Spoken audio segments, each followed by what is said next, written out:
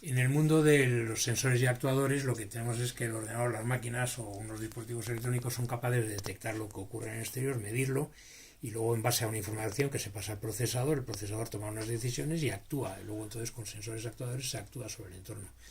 Uno de los primeros, por decirlo de alguna forma, sensor actuador que surge del mundo del electromagnetismo puro y duro, empezando en 1820 con Ørsted, es la bobina. La bobina es un cable, es un trozo de cobre al cual yo le aplico una corriente eléctrica y esa bobina se convierte en un imán norte-sur o sur-norte, dependiendo de por dónde la corriente, el paso de la corriente pasa en un sentido o en otro. Y además puede ser, digamos, un norte muy grande y un sur muy pequeño o lo que sea, porque también es más imán o menos imán según la intensidad de la corriente que está pasando en cada momento. Y gracias a eso, si alguien en un momento determinado con el celuloide, pues lo que hizo fue cogió una cinta de celuloide y la pringó un poquito, la untó de óxido magnético, mezclado óxido de hierro, y con eso se consiguió, con la bobina, se consigue crear microimanes norte o microimanes sur, es decir, unos o ceros en las cintas. También, como se puede cambiar la intensidad del campo, pues también se podía grabar audio, o sea, sonido. Entonces, en 1927 se empezó a grabar sonido en cintas de ese estilo, que son de plástico untadas del óxido de hierro. Luego esto se miniaturizó, hizo las casetes en 1962 que sacó Philips, y estas las casetes en los ordenadores personales al principio, en los 70, a finales de los 70, grababan información en casetes también. De hecho, también hubo un ordenador IBM, el Sistema 3, creo recordar que era, que también grababa la información. No, tenía los diagnósticos, los hacía con casetes. La casete se utilizó también en datos, en proceso de datos. Básicamente la casete es lo que tiene es un cabezal, que es esa bobina, hay una bobina ahí dentro metida y esa es la que graba luego en la cinta que pasa por ahí dentro, graba la información.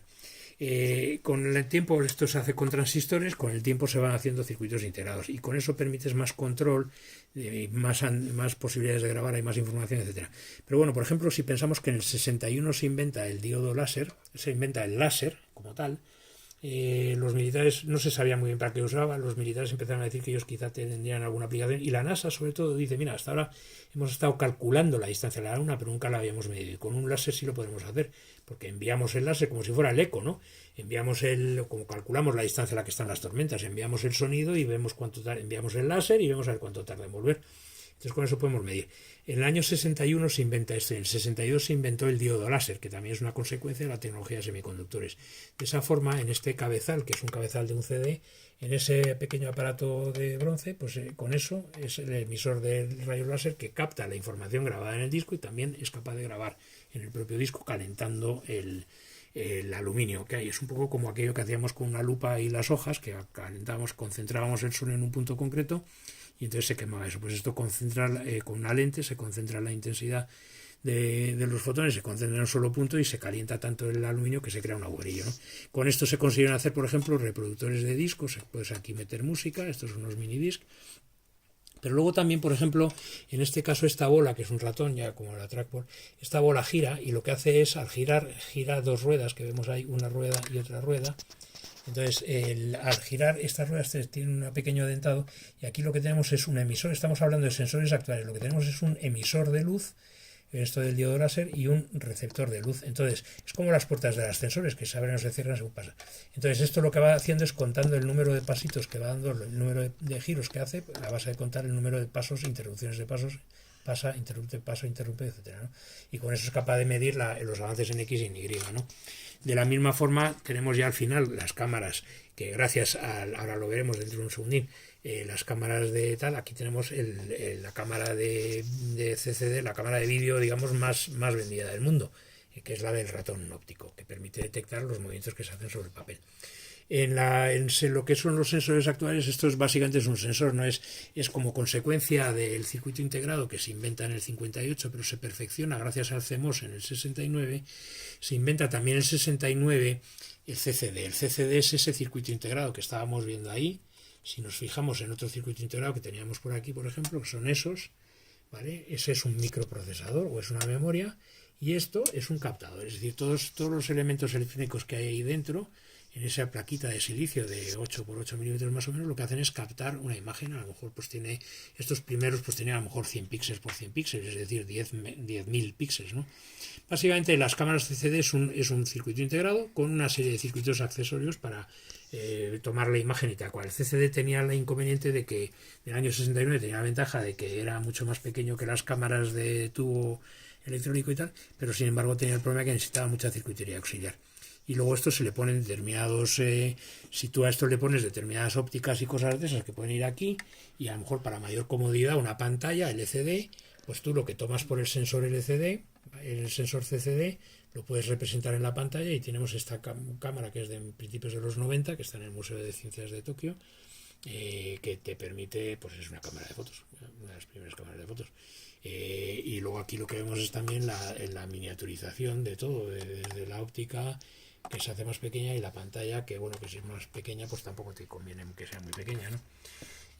Las pantallas, las cámaras se van haciendo cada vez más pequeñas, hasta que a alguien se le ocurre decir, bueno, ¿por qué no le ponemos aquí un conectorcillo y lo podemos acoplar, un conectorcillo a la cámara, y podemos acoplarlo a un teléfono móvil?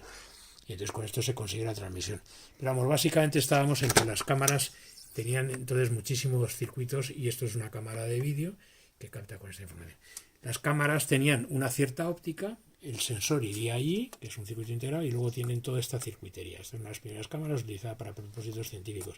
Sin embargo, pensemos que luego más tarde se convertirían cada vez más, la óptica cada vez más pequeña, y la circuitería también, gracias al circuito integrado, cada vez más pequeño, de forma que a esto al final conduce a esto inexorablemente, ¿no? Y luego también pensamos que motores como estos son los que se utilizan, ya tan pequeños como estos, lo que se utiliza para, con un tornillo sin fin, hacer el zoom en una máquina, alejar o acercar la óptica, ¿no? En vez de estos tipos de aparatos tan complicados. Bueno, en los sensores actuales, lo mismo que habíamos dicho del ratón, si yo tengo un emisor de luz, un diodo láser, y por otro lado un receptor de luz, esto es un sensor de humo, que básicamente lo que tiene es una camarita que se hace aquí con estos alabes detrás, se hace una cámara de aire, y entonces cuando hay una niebla, pues hay una nube de humo, se produce ahí una oclusión del paso de la luz, y entonces se detecta que hay humo. Y luego se hace, por ejemplo, esta es una cámara de infrarrojos que nos permite detectar, es sensible a la luz no visible, a la luz infrarroja, que es una luz que simplemente depende de la temperatura de los cuerpos. Entonces esta cámara nos captaría el paso de un cuerpo con temperatura, ¿no? Para refinarlo se utiliza un radar también, o sea que cada vez vamos sofisticando los sensores. Sensores, por ejemplo, de temperatura, que van combinados con unos procesadores y pueden activar unas alarmas con determinada temperatura, etcétera.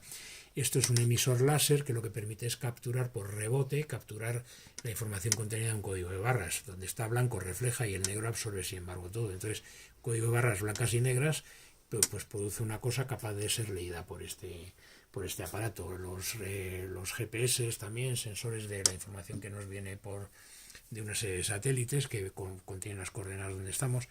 Y luego, aunque hay determinados dispositivos, por ejemplo, acelerómetros y todo eso, que eran muy grandes antiguamente, pues por ejemplo la industria del automóvil consiguió a partir de los 79, 80, que se fueron haciendo cada vez más pequeños en nanotecnología. Y aquí, por ejemplo, esto es la Wii, el mando de la Wii contiene un sensor, un acelerómetro, un posicionador, un giroscopio, para saber en qué posición estamos y con qué aceleración le damos a la bola o lo que sea, ¿no?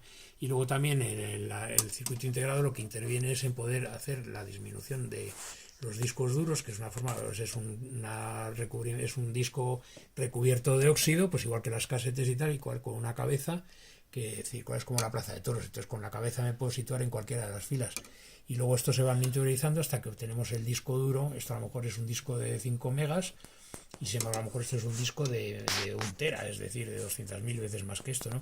Y entonces esto también pues es más pequeño, cada vez más pequeño. Necesitamos un circuito integrado para controlar con muchísima precisión el posicionamiento de esa cabeza que va entrando y saliendo a las pistas más exteriores o a las pistas más interiores.